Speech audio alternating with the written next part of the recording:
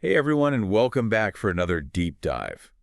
Today we are going to try to get to the bottom of this whole Getty Images and Shutterstock merger. We've got articles from analysts and industry experts and even some quotes from photographers.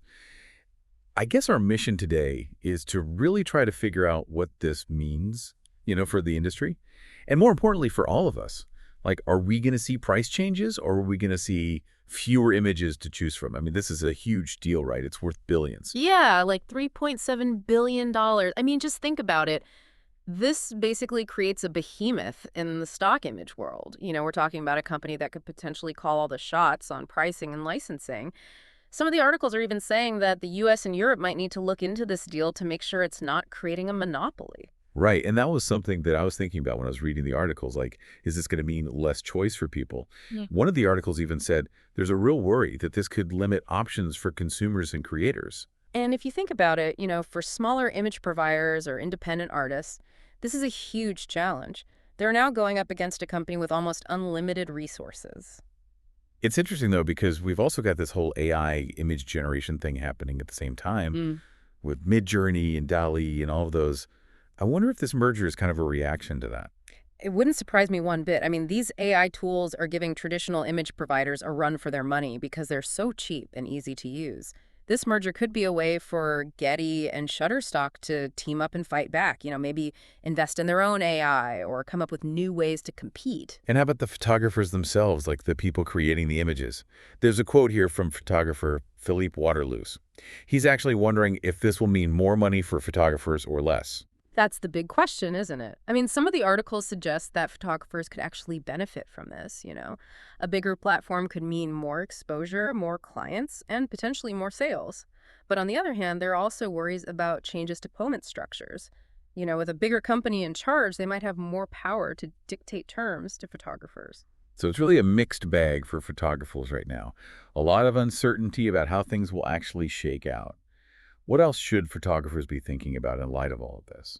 Well, I think one of the biggest things is that the creative landscape itself might shift. Photographers might need to adapt their styles or the types of images they shoot, to appeal to a larger and maybe more standardized market. So are we talking about a situation where creativity is stifled? Like photographers feel pressured to conform to whatever this mega platform decides is going to sell? That's a real concern for a lot of people. This push for efficiency and profit could lead to a more uniform look in images, and that could come at the expense of unique or high-quality content. It's going to be really interesting to see how photographers navigate this new reality. Definitely, and we can't forget about the pressure to keep up with technology. We already talked about AI, but those tools are getting better all the time. Photographers are already having to think about how to make their work stand out from AI-generated images, and this merger could make that pressure even more intense. So in a way, this is really accelerating the evolution of what it means to be a photographer today. Absolutely. It's not just about taking great pictures anymore. Photographers need to be more business savvy, more strategic about how they present their work. What do you mean by that? Well, think about it with a company like Getty Images Holdings, controlling so much of the market. Photographers might have less power to negotiate things like licensing agreements and royalty rates.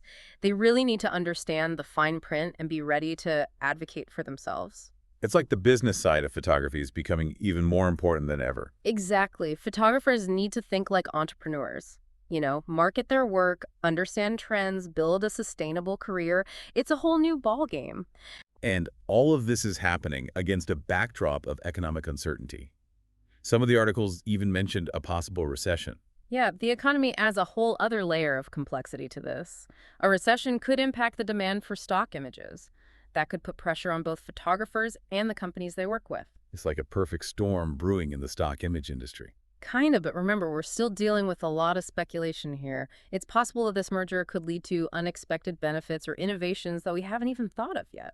So there's still room for optimism. Absolutely. The key is to stay informed and be ready to adapt as things change. It sounds like a call to action for photographers and consumers alike, to be more engaged and more aware of how images are created and used. I think that's a great way to put it. This whole situation really highlights how art technology and economics are all intertwined, and ultimately how those forces shape how we see and understand the world around us. It all comes back to that big question. Will this merger stifle creativity or will it lead to a new era of innovation? That's the million-dollar question, and we'll keep exploring it in our next segment. We'll dive into the potential impact on pricing and the broader market dynamics, so stay tuned. It boils down to a potential shift. In the creative landscape, photographers might need to adapt their styles or subject matter to cater to the demands of a larger and potentially more standardized market. That's a concern, right? Are we talking about stifling creativity? Could photographers feel pressured to conform to whatever this mega platform deems commercially viable? Yeah, that's a real worry that some experts have voiced. The drive for efficiency and profitability might lead to a more uniform approach to imagery, prioritizing quantity over unique or high-quality content. It raises the question of how photographers can maintain their individuality and artistic vision in this new environment. And we can't forget about the pressure to keep pace with technology. AI image generators are only getting more sophisticated. What does this mean for photographers trying to navigate this evolving landscape? It's a challenge for sure. Photographers are already wrestling with the need to differentiate their work from AI-generated images. And this merger could intensify that pressure. It might push creators to constantly hone their skills and embrace new technologies to stay ahead of the curve. So this merger could accelerate the evolution of what it means to be a photographer. Exactly. It's not just about mastering the technical aspects of photography anymore. Photographers need to become more business savvy and strategic in how they present their work. I mean, Well, with a dominant player like Getty Images Holdings potentially controlling a big chunk of the market, photographers may find themselves with less negotiating power when it comes to licensing agreements and royalty rates. Understanding the intricacies of these agreements and advocating for fair compensation will be crucial. it's not just about capturing that stunning image anymore.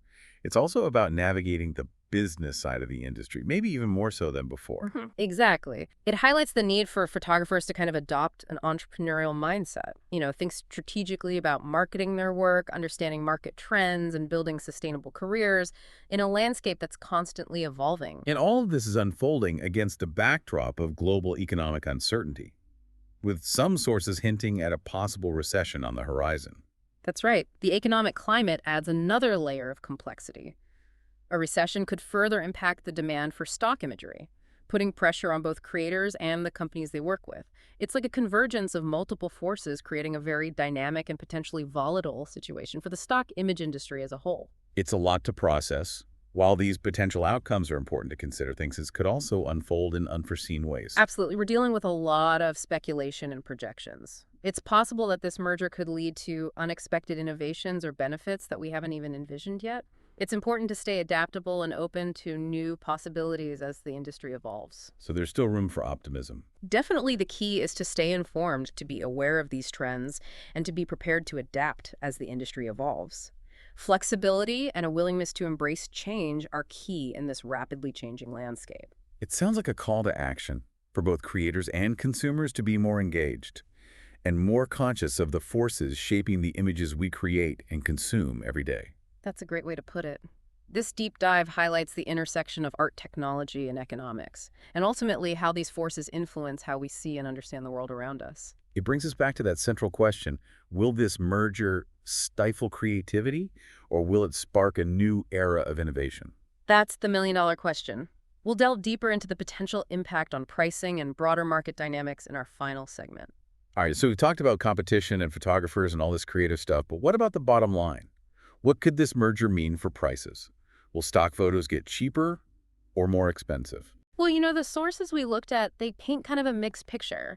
Some analysts think that this new mega company, Getty Images Holdings, could become more efficient. And if their costs go down, maybe they can lower prices for customers. So cheaper stock photos, that would be great for everyone, right? Individuals, businesses, everyone who uses stock imagery. Well, it's not quite that simple. I mean, sure, there's potential for savings, but there's also a chance that they could raise prices. With less competition, they have more power to set prices. Some experts are worried that we could actually see price hikes down the road, especially if there aren't many other options available. Right, so less competition could mean less choice and higher prices. Exactly. And it's not just about the price of the images themselves. We also have to think about licensing agreements and usage rights. All of that could get more expensive too. It seems like a lot depends on how this new company decides to use its power. Exactly. And there's another big factor we haven't talked about yet. AI. Remember those AI image generators?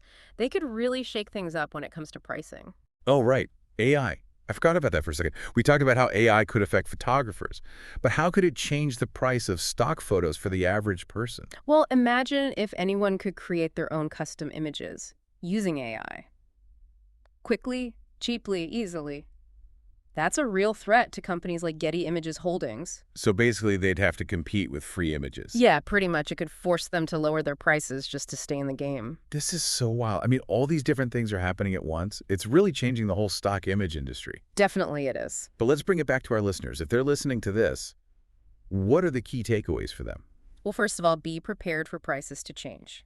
It's not a sure thing, but it's possible. Pay attention to how Getty Images Holdings operates and how their decisions might affect prices. So it's stay informed bodily, basically. Yes, and also think about the creative landscape. This merger could impact the variety and diversity of images that are available. Be critical about where your images come from and what forces might be shaping those choices. So don't just consume images passively. Think about the context. Exactly. And finally, don't be afraid of new technologies like AI. AI is here to stay, and it's going to keep changing how we create and consume images. Be curious, experiment, stay up to date. So it's a call to action in a way. Be more engaged, more intentional about how we use images. Absolutely. This merger is a good reminder that we need to be more aware of all these things. Art, technology, economics, it's all connected. And it all comes back to that big question, will this merger be good or bad for creativity? That's the question we all have to grapple with. Thanks for joining us for this deep dive. We hope this has given you some food for thought. Until next time, stay curious and stay engaged with the world of images. See you next time.